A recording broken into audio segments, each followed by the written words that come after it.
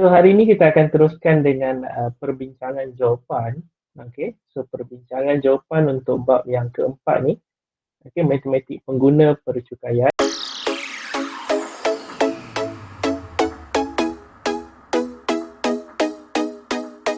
So sekarang ini kita nak teruskan dengan perbincangan jawapan lah. Okey. So untuk percukaian ni sebenarnya orang kata apa yang betul-betul marah betul. Okey. So apa yang sebenarnya mustahak? Okey. So kalau kamu tengok majoriti ataupun rata-rata soalan untuk matematik pengguna percukaian ini, soalan dia adalah berkenaan dengan cukai pendapatan. Okey. So majoritinya soalan berkenaan dengan cukai pendapatan. Kenapa cikgu rasa dia banyak tanya yang tu? Kerana cikgu yakin itulah juga yang akan masuk dalam exam banyak nanti. Berbanding dengan cukai jalan, cukai pintu, cukai tanah, cukai jualan dan perkhidmatan, sebab yang tu dia tidaklah terlalu rumit. Okey. So yang tu tak terlalu rumit. Yang cukai pendapatan ni sebenarnya yang agak rumit sedikit. Banyak langkah-langkah kerja yang kamu kena hafal sebelum boleh dapat jawapan akhir. Dia macam itulah. Okey. So untuk latih kendiri 4.1D, so seperti biasa, tak faham boleh tanya terus. Cikgu akan cuba untuk explain selagi mampu. So latih kendiri 4.1D muka surat 118. Cikgu bagi kepada kamu 2 soalan. So cikgu harap kamu boleh buat dan cubalah buat. Walaupun mungkin kali ni cikgu tak minta kamu hantar dalam Google Classroom. So cikgu harap kamu bolehlah buat dan boleh cuba buat. Kita nak tengok soalan kamu yang pertama. Soalan yang pertama ini adalah berkaitan dengan cukai pendapatan. Hitung jumlah cukai pendapatan. Ya, betul. Betul, Ihsan. So cukai pendapatan. So kalau ikutkan soalan kamu, so baca. Soalan kamu, Han dan isterinya masing-masing mendapat gaji tahunan sebanyak 63,400 dan 52,100. Pada tahun 2020. Kenapa soalan kamu dia mention tahun 2020? Ada cakap dia kat sini. Kenapa dia mention tahun 2020? Kerana jadual kadar cukai, jadual, kita tengok jadual apa yang warna pink tu? Jadual kadar cukai pendapatan. Jadual kadar cukai yang ditulis ataupun yang diberi dalam buku teks kamu tu, tahun taksirannya adalah tahun 2020. So untuk tahun 2020, latihan muka surat 118. Muka surat 118 4.1D. So dekat situ kalau kamu perasan, setiap kali soalan cukai pendapatan dia mesti nyatakan tahun 2020 sebab kita nak pakai jadual kadar cukai ni lah. Yang berwarna pink di muka surat 105 tu. So tahun 2020, so diberi bahawa jumlah pelepasan cukai yang layak dituntut oleh Encik Han dan isterinya adalah 61,219. Hitung jumlah cukai pendapatan yang perlu dibayar oleh Han dan isterinya jika taksiran cukai bersama dibuat. So kali ini soalan kamu ini melibatkan cukai taksiran bersama. Yang kamu dah belajar itu cukai taksiran bersama dan juga cukai taksiran berasingan. So kali ini untuk Han dan isterinya dia buat cukai taksiran bersama. So kita sama-sama tengok apakah langkah-langkah dan apakah jawapan akhir lah. So seharusnya soalan ini akan berada di kertas subjektif lah. Cikgu yakin dia akan berada di dalam kertas subjektif kerana dia punya jalan kira agak panjang. Sesuailah dengan mungkin markah dia 5 markah ke atas. So cikgu harap jelaslah dekat situ. Ada apa-apa nak tanya ke? Boleh dengar suara cikgu? Kita nak teruskan. Yang pertama kita nak tengok langkah-langkah kerja dia. Cikgu dah kata untuk mengira cukai pendapatan dia ada 4 item dekat sini. 1, 2, 3 dan juga 4. So 4 item dekat sini. So 4 item yang perlu dikira, perlu dicari sebelum orang kata dapat jawapan yang keempat inilah. Okay, so apa yang kita nak kena buat, yang pertama kita nak tengok jumlah pendapatan tahunan. Okey, jumlah pendapatan tahunan sebab dia nak buat cukai taksiran bersama, so kita akan gabungkanlah jumlah gaji tahunan Encik Han dan juga isterinya. So 63,400 ditambah dengan 52,100, so dapatlah RM115,500. Okay, jumlah pendapatan tahunan untuk mereka berdua lah. Dan seterusnya kalau kamu tengok untuk pendapatan bercukai ni, pengiraan pendapatan bercukai, kita mulakan dengan pendapatan tahunan, kemudian kita akan teruskan dengan pengecualian cukai yang mana dia adalah kategori derma kalau dia ada buat derma. So dekat sini Cik Han dengan isteri tak ada buat derma, sebab itulah dia jadi kosong. Kemudian pelepasan cukai, yang ketiga adalah pelepasan cukai. So pelepasan cukai kalau ikutkan dia dah nyatakan di dalam soalan, pelepasan cukai yang layak dituntut oleh Han dan isteri adalah 61,219. So jangan kamu khawatir, pelepasan cukai ni dia akan nyatakan kepada kamu dalam bentuk jadual. Okay, pelepasan cukai ni kalau ikutkan, kalau kamu mungkin kamu tak pernah buka lagi lah kot nama web LHDN ni. Setiap tahun benda ni kena isi sebelum bulan April. Okay, tak salah cikgu, ataupun April dah buka dia punya web. Untuk kamu isi dalam tu, kamu akan ada pelepasan cukai antaranya. Kamu pernah kata pergi ke kedai gadget, membeli alatan-alatan gadget seperti komputer, barang komputer.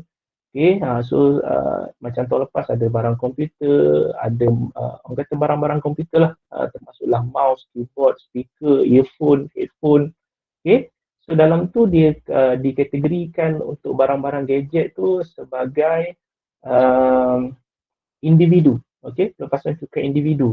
So dia ada pelepasan cukai untuk sekiranya kamu ada hantar anak ke tadika ataupun taska yang berdaftar dengan kerajaan, so akan ada jumlah yang kamu masukkanlah dalam table dekat website LHDN ni. Okay, so daripada situ dia akan automatik tolak pelepasan cukai. Sebab itulah cikgu cakap untuk pelepasan cukai, majoritinya dia akan sediakan terus jadual kepada kamu. So kamu tak perlu kira, cuma kamu kena tahu jumlah pelepasan cukai yang akan dilakukan. Okay, so sebab pelepasan cukai ni dia tidak dihuraikan dalam buku teks kamu, cikgu huraikan sebab berdasarkan pengalaman cikgu lah yang mengisi LHDN setiap tahun. Okay, so yang pasti resit macam resit beli majalah, buku-buku ilmiah. Okay, ia ada nak tanya ke Haba Subang? Cikgu, pelepasan cukai tu macam mana? Pelepasan cukai tadi cikgu dah cakap. So pelepasan cukai ni antaranya lah, okay, pembelian barang gadget, okay, ataupun kamu ada beli majalah-majalah ilmiah, okay, kamu ada beli buku untuk anak kamu sendiri pun, untuk diri kamu sendiri, bahan-bahan bacaan. So resit kena simpan.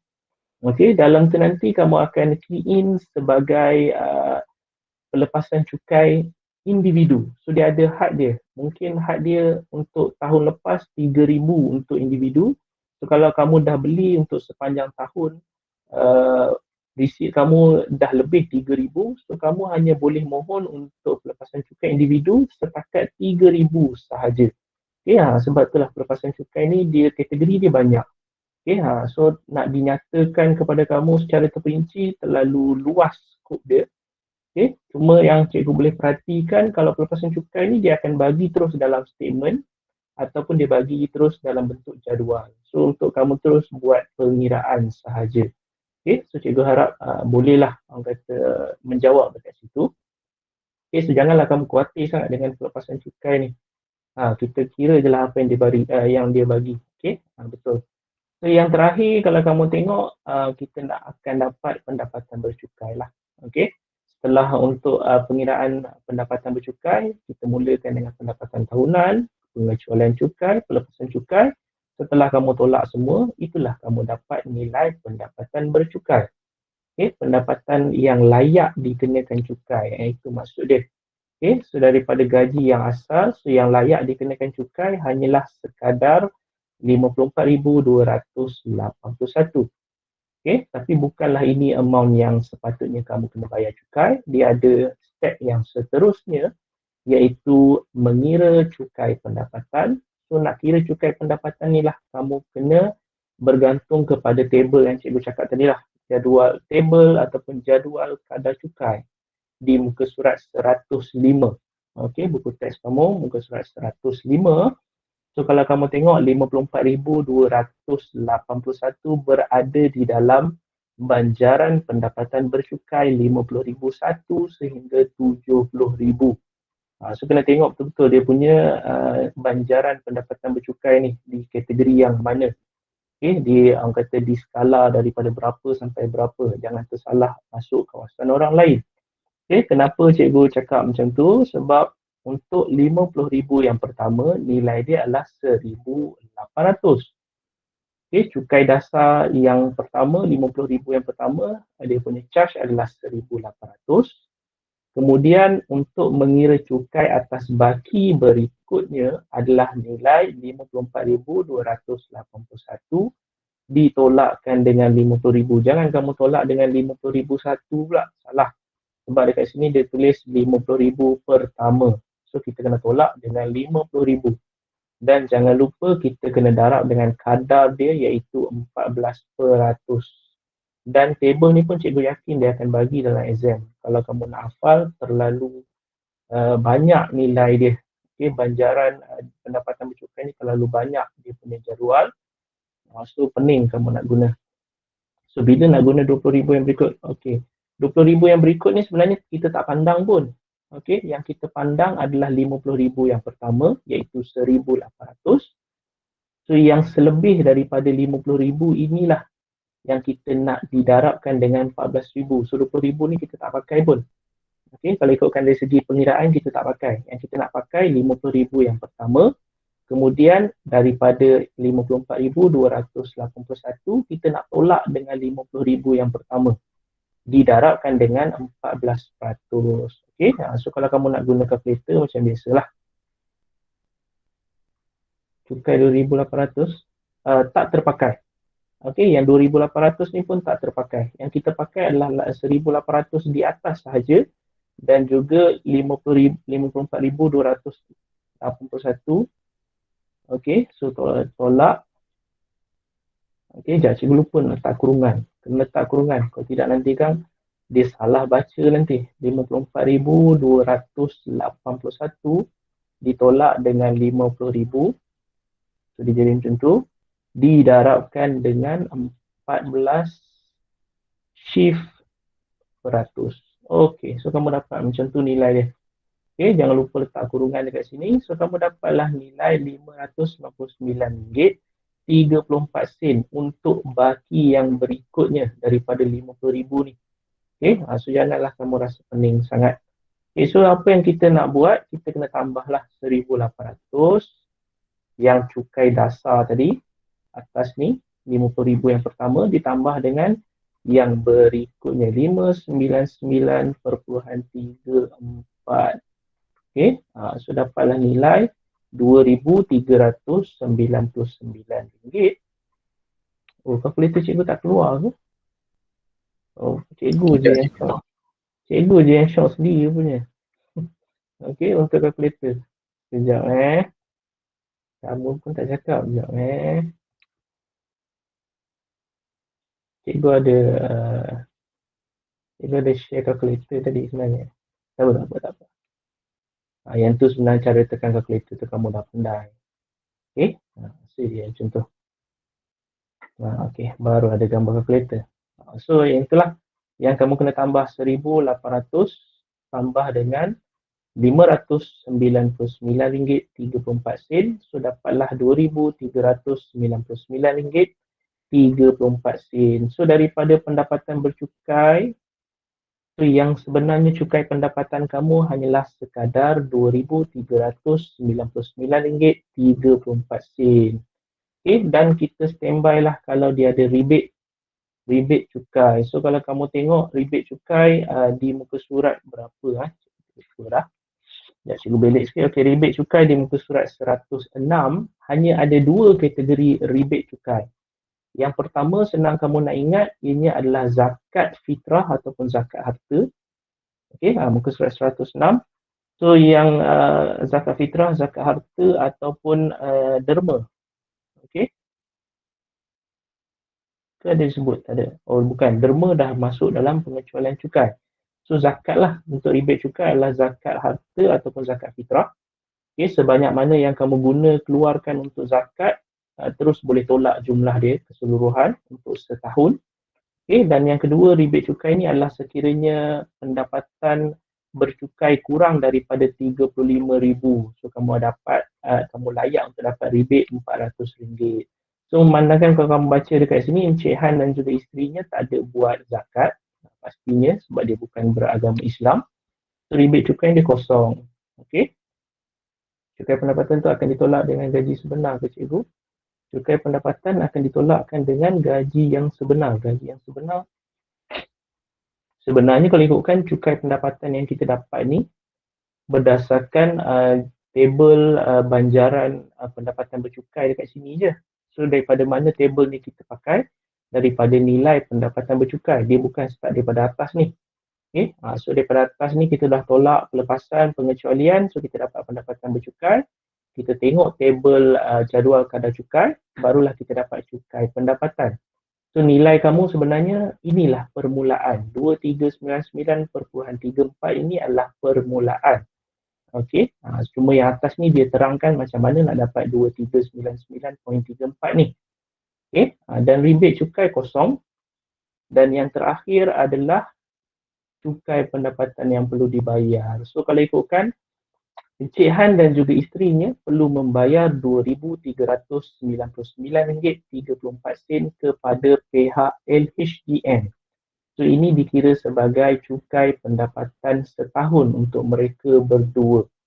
Okey, so inilah yang dibayar kepada LHDN, Lembaga Hasil Dalam Negeri. Okey, so ini yang kita sibuk nak cari sebenarnya. Macam cikgu sendiri pun kalau dah tolak-tolak, ada pernah tahun cikgu claim banyak, cikgu dapat banyak pelepasan cukai. Okey, menyebabkan cikgu punya cukai pendapatan yang perlu dibayar ni menjadi negatif. Apa maksud negatif? Cikgu akan dapat balik duit daripada LHDN. Bermaksud cikgu dah terlebih bayar kepada pihak LHDN. Sebab cikgu buat potongan gaji. Okey, untuk PCB, potongan cukai bulanan. Okay, so cikgu dah terlebih bayar kepada LHDN, so dia dah jadi negatif dekat sini, so cikgu dapat balik duit itu ke dalam cikgu punya account bank lah, okay, yang berdaftar dengan LHDN. So dia macam tu. So kalau nilai positif dekat sini bermaksud kamu kena bayar kepada LHDN. Kalau negatif, LHDN akan bayar kepada kamu. Okay, so cikgu harap kamu faham dengan yang itu. Okay, so kalau ikutkan itulah yang telah dibuat, dia suruh kamu kira jumlah cukai pendapatan yang perlu dibayar. So inilah dia. Okey. So kalau kamu tanya cikgu mana yang lebih menguntungkan adalah cukai taksiran berasingan. Sepatutnya Encik Han ni dia buat asing pembayaran cukai. Isteri dia pun buat asing. Okey. Sepatutnya macam itulah, dia lebih jimat berbanding sekiranya kamu combine kedua-duanya sekali. Okey. So kamu bolehlah nak try kira sekiranya cikgu punya komputer lag ke? Okay, sebab dapat notification lag. Nak kena upgrade je lah. Boleh dengar? Boleh. Boleh. Okay. Alright, so cikgu harap kamu faham untuk cukai taksiran bersama. Dia bukan apa sebenarnya. Sekiranya kamu faham, kamu seronok untuk tolong kira mak atau ayah kamu punya bayaran cukai pendapatan yang perlu dibayar kepada LHDN. So dia macam itulah. Okay, tapi sebenarnya benda ni masuk dalam sistem je, tak perlu kamu nak kira secara manual, masuk semua key in je dalam sistem. So kamu key in semua dalam sistem, dia auto generate nilai. Dia dah keluar dah nanti, dia bagi slip dekat kamu, nilai cukai pendapatan ni positif atau negatif. Okay, so kalau positif, cikgu dah kata positif nilai dia kena bayar kepada LHDN. Kalau negatif, LHDN akan bayar kepada kamu lebihan dia. Okey, so dia macam tu lah. So selesai untuk yang itu. Cikgu kalau nak bayar dekat LHDN boleh. Buat apa, cikgu sendiri pun dah tahu cara dia kan. Dan cikgu pun memang sistem pun auto generate. Okay, sistem dia nama Easy Hasil LHDN. Bolehlah kamu try buka-buka nanti web LHDN kalau kamu rasa berminat. Okay, dan soalan kamu yang kedua, sebelum 11.36. So soalan kamu yang kedua, Encik Jamil adalah seorang pengurus di sebuah syarikat. Gaji tahunannya pada tahun 2020 ialah RM146,200. Pada tahun tersebut dia membayar jumlah zakat sebanyak 2,500, diberi bahawa jumlah pelepasan cukai 46,250, PCB dipotong sebanyak 1,400 setiap bulan. Okay, so kita nak tengok pengiraan lah macam biasa. Step dia sama sahaja, cuma kali ni dia ada PCB. Okay, so dapat dah nilai. Okay, so kali ni dia ada PCB, potongan cukai bulanan. So pendapatan tahunan adalah RM146,200. Kemudian pengecualian cukai derma, dia ada buat derma ke dalam statement ni? Tak ada. Okay, Encik Jamil tak ada buat derma. So tak ada lah pengecualian cukai dia. So pelepasan cukai dia dah mention dekat sini. Mana? Okay ni. So diberi jumlah pelepasan cukai adalah RM46,250. Okay, so standby lah untuk tolak dan kita akan dapat pendapatan bercukai. Oh, betul lah. 99,950, betul lah tu. Okay, so itulah nilai pendapatan bercukai. So kita nak tengok jadual kadar cukai. Dia berada di dalam banjaran yang mana? So banjaran dia adalah 70,001 sehingga 100,000. So kita nak ambil 70,000 yang pertama. So 70,000 yang pertama adalah kadar 4,600. Okay. Dan untuk yang berikutnya 99,950 tolaklah dengan 70,000, darablah dengan 21%. Okay, so dapatlah 6,289.50. So tambahlah kedua-dua nilai dia. So besar juga ni sebenarnya cukai pendapatan, iaitu RM10,889.50. Rebate cukai sebab dia ada buat bayaran zakat. Okey, dia ada buat bayaran zakat sebanyak 2,500, terus berjaya dipotong di dalam rebate cukai sekaligus. Dan kemudian dia dapat cukai pendapatan yang perlu dibayar 8389.50 bagus Ihsan. Okey, so cikgu harap orang lain pun mencuba.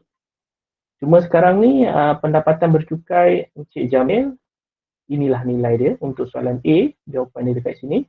Hitung cukai pendapatan yang perlu dibayar untuk soalan B, so yang bawah ini. Okay, perlukah Encik Jamil membuat bayaran cukai yang tidak mencukupi? Okay, perlu ke dia bayar lagi kepada LHDN sebab dia dah buat PCB 1,400 setiap bulan.